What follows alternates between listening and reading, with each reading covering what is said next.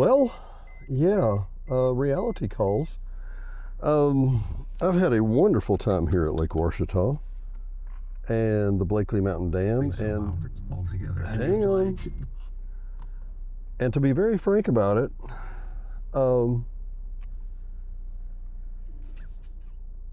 as I said, this is all just a pale comparison to being here in person. This is just magnificent. I'm a huge fan of the state park system. I'm a huge fan of the forest system, the Army Corps of Engineers and all the great good that they do. I'm a public works guy. I'm proud of our public works. These are impressive. Having been to a couple of second and maybe even one or two third world countries, I can tell you, as a friend of mine would say, we got it going on here. And here, I've got to get right up here. I've actually, here is the modern day man. Here it is. So as you can tell, I love the history of Hot Springs. I love the history of Hot Springs Village. I'm addicted to our beautiful Hot Springs Village. But I am a technologist. And that's one of the reasons that you get to see these videos, and one of the reasons that we can bring you this in, I think, pretty stunning 4K. It'll actually do 8K, but you couldn't see it, and I usually can't see it either. But anyway, I am rushing back to the house, to Hot Springs Village, because my Moroccan programmer, you heard me, my Moroccan programmer, whose name, and I wish I was making up, and by the way, this little detour right here that's blocked off, yeah, I'll tell you about that in just a minute. See the house up there? Yeah, I'll tell you about that in just a minute. Anyway, I'm rushing back home to work with my Moroccan programmer because it is 5:15 CST, which means +5 -1. So it's about 10:15 his time, and I've got to get back there. He's recently had, bless his soul, he's recently had a very serious illness, and I need him to help me with some stuff. I'm actually, I'll go right on down into it. I'm actually transferring away from Optimum, which I've had for better part of a decade, one way or the other, and there's the lake and the park, but I'm transferring away from Optimum to Hyperfiber, totally, which is a completely fiber service. Does that make it perfect? No, but it sure is a whole lot better. But that house we saw back there, that was the visitor center for a while for the Blakely Mountain Dam. It was the superintendent's office for a while.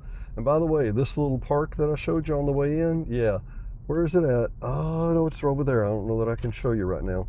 This is my ideal parking spot for an RV. I love parking an RV here because they literally have drive-through spots. And as techie and as mechanical as I can be, and I'm a pretty techie mechanical guy, suck at backing up trailers. But anyway, you go one way and turn the other. Hey, that doesn't work for me. Gonna do a super quick detour here just for 1/10 of a second. This little road that says road closed, don't go that way. Yeah, that's the new pickup station for a huge pipe that is coming from this side of the dam going down to the water treatment plant, as opposed to, or the water pickup station, as opposed to getting it out of the middle of the river as we've done for the last, what would that be, 75 years? So they're going to start pulling it from the other side of the dam, frankly, the cleaner side that is protected by the Corps of Engineers and the Army, so it's a pristine area. Once again, that's where we're at right now. We're about to pop out of this and come into beautiful downtown Mountain Pine, which lost a lot of people, lost a lot of economy when the paper mill, when the lumber mill shut down. And once again, here's the Mountain Pine High School, Mountain Pine Junior High, Mountain Pine Elementary, all contained right in one little place. Just on the other side of that mountain is the lake. And I know sometimes that you think, well, Dennis, you're just taking us this way and showing us this because it's a beautiful area. It is a beautiful area. I'm not going to argue. But it's this pretty just nearly every little road you go down. It's fantastic. I'd encourage you, consider Arkansas if you're thinking about retiring. And your friends will say, as Miss Janae did this last week, one of our sponsors, a real estate sponsor, a wonderful lady, and she said her friend, had a friend in California, where they were both working in California, and her friend said, well, I'm retiring and I'm moving to Hot Springs Village, Arkansas. And she said, you're going where? Yeah, we've all heard that more times than once. And we've all heard the phrase, well, do you have any, there's a crypto farm out there. How about that? Yeah, I didn't even know that was over there. Do they have shoes in Arkansas? Yes, we have shoes. To the left over here, you're going to see the downtown Mountain Pine. Just one or two businesses. It has the Yum Yum Cafe back there, run by a nonprofit, which I thought was very interesting and really good food. The hill that you see ahead of us is the dividing line between Mountain Pine and Strawberry 3000. We're going to turn left onto Strawberry 3000 like we came in. And boy, I didn't know they had a crypto farm back there. Why do you have a crypto farm in Arkansas? Well, number one, electricity is typically really cheap. You let water flow through a dam and make 82 million watts, and you can power a lot. Oh, that's a rough road. You can power a lot of crypto farms. Once again, blessed. And you know, I've heard people say before, and I think they're exactly correct, nothing defines Arkansas like water. And by the way, just the other side of this hedgerow is Fat Possum Farms with Mr. Joe Taravella that we're going to go back and visit again. We've got an appointment set up with him. He has more watermelons planted than Carter has little liver pills. And let me just put it this way, there's a beautiful creek between the two of us. It's Gazipo Creek. And but Joe, he's one of those guys that when he goes to do something, number one, he doesn't know how to half do anything, and he'll literally sow seeds or plant seeds or whatever, and his result nearly always just about overwhelms him, and I think that's part of the joy. He's a wonderful guy, a transplant from Shreveport. He and his lovely wife Dana. She told me once, she said, I thought Joe married me because I was cute and cuddly.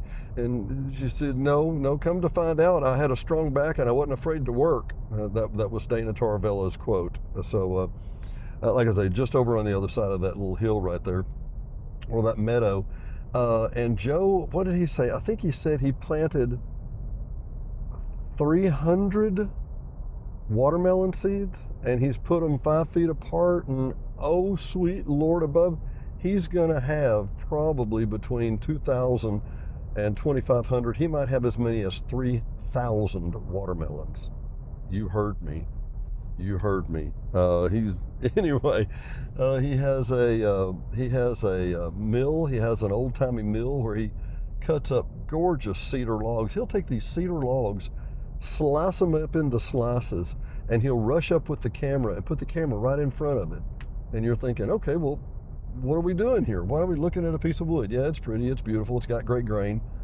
And he will show you how the wood that has never been exposed to air ever changes in front of your eyes.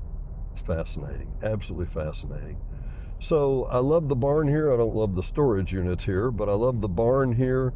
This is Old Mountain Pine Road, and if you turn to the right here, you go way up on top of a hill. If you get in that guy's way, you die because he's going 100 miles an hour. Well, yeah, I'm not usually going slow, but wow. We turned off a minute ago. I took you up the hill just a little ways toward Lake Ouachita State Park. If I wasn't rushing back to work with my programmer from Morocco, I would be going this way now and we'd be burning more battery. in the drone. But if you'll notice here in just a minute,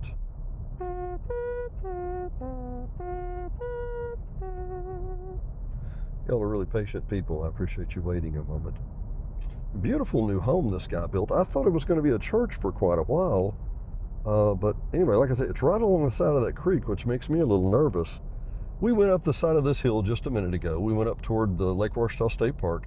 And as you get to the very top of that and turn left, there is a Seventh-day Adventist church camp that was grandfathered in before they built the lake. I tried to go up there the other day. I'll probably have to take the drone and go back up that way. But that's some of the little bit of private property that was ever grandfathered in to Lake Ouachita. Magnificent feature. I want to go back to something just a minute ago. We were talking with Mr. James Wilburn, the mayor of Lake Ouachita State Park, the superintendent. Wonderful, wonderful guy. That, my friend, is the kind of public servant that we have at Arkansas State Parks. I've done a couple of shows, I've done 4 or 5 with him, and I've got a couple more in the can, so look forward to that. But James knows this area like the back of his hand. He's been the superintendent here for 30 plus years. He knows this area incredibly well. And he will make note that the reason we have so many bald eagles, listen up people, we've got so many bald eagles at Lake Ouachita is because we let it rise and fall. You say, what, Dennis? Look, the lakes in our Hot Springs Village are beautiful, but the only time the level varies is when we lower the lake to dredge or to clean out the dam or to do maintenance on the dam or something like that. The rest of the time, the water is at a steady state. It stays relatively about that way. And you say, well, y'all had 18 inches of rain the other day. The geniuses, and I am not exaggerating with that phrase, the geniuses at Cooper Communities and the engineers they hired, I'm talking to you, Ernie Deaton. Those guys engineered this thing to take unbelievable stresses, and it just sheds that water, sheds it, puts it right back in the middle fork of the Saline River, which is a federally protected waterway. And it's a self-correcting system, if you get my drift. By the way, here's the place we went by a minute ago. Here's the clear-cut section because they had pine beetles here. But I want to go back to why Mr. James Wilburn says we have more eagles. When they lower Lake Ouachita down, it is partially a flood control lake. It's a water resource and flood control. In the fall, they will draw that lake down way low. I mean, like, geez, why is there 40 feet of shoreline when there was 2 last year? And then they're expecting, as always, the fall floods. And we do get those. We really do. In the fall and spring, we get serious rain. Arkansas, as a rule, the whole state will get about 55 to 58 inches. In Hot Springs, it's not unusual for us to get 62 inches of rain a year. Getting up close to tropical rainforest kind of thing.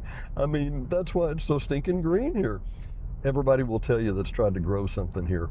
The ground is rotten. It grows a great tree, grows a great pine tree, but it takes a lot of water to do it. If we go 8 weeks, 10 weeks without a rain, that's pretty rare. That really is pretty rare. There's the shed that people used to go fishing off of, and the people that live along this piece of Green Bay Packaging. They actually had a little shed built for their kids so they could catch the bus. Once again, we're on Strawberry 3000, which is also Highway 192. And I didn't tell the story earlier. Oh my Lord, incomplete stories. Strawberry 3000 was the name that Weyerhaeuser had for this road. And the times that I've driven this road 40 years ago, yeah, that's probably right, 85, yeah.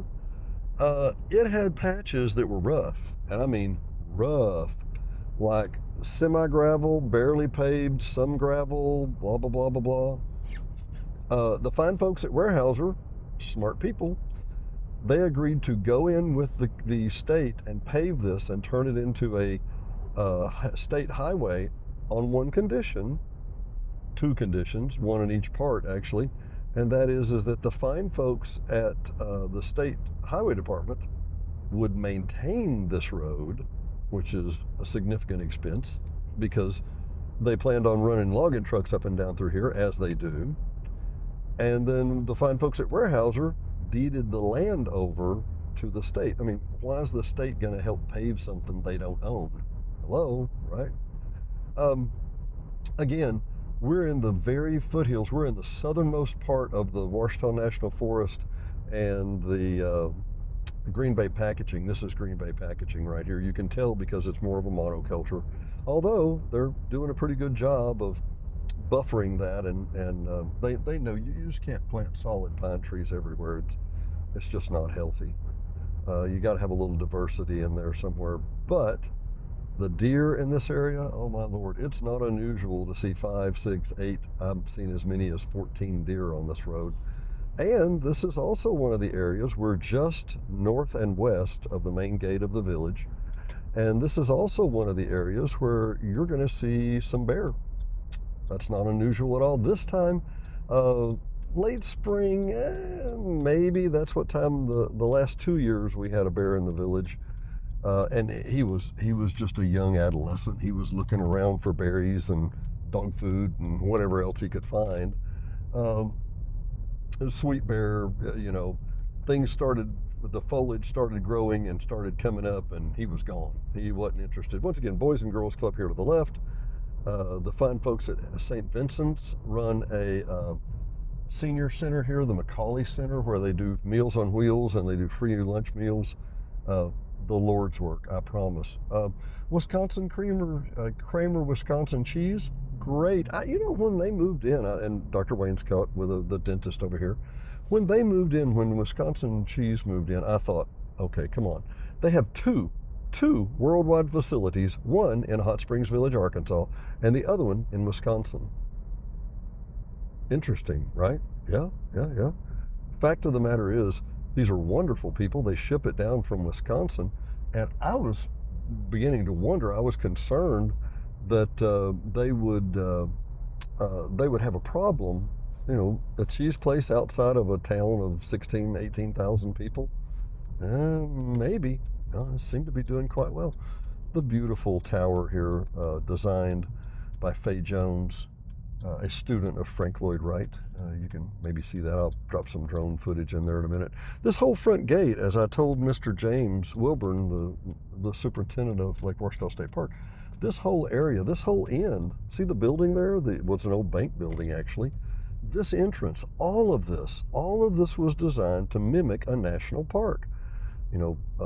Drab brown, or whatever you want to call it. Beautiful stonework, brown. And by the way, do you see the sign on front of the guard shack? It says IV. IV. Yeah. This was Cooper's 4th development. Yeah. And that sign has been there, I guess 50 years. Better part of 45 at least. Here's the club sign on the right-hand side. And, so it's 5:30. Traffic's a little thicker than usual. This is DeSoto. It's roughly 18 miles, about 17.8 miles from one end to the other.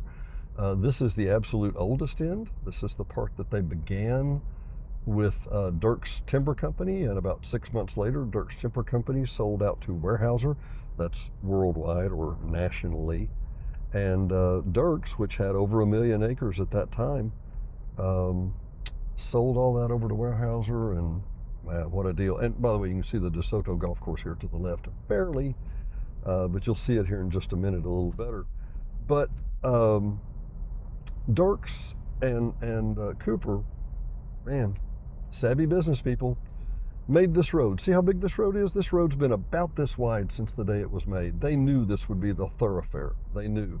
And just to the left of us, they cut out 18 holes and a driving range worth of area, and they had tons of trees. Well, remember the business that Dirk's in? Yeah. Dirk's sold this property to Cooper with the understanding that when you cut a tree, we'll buy it back from you.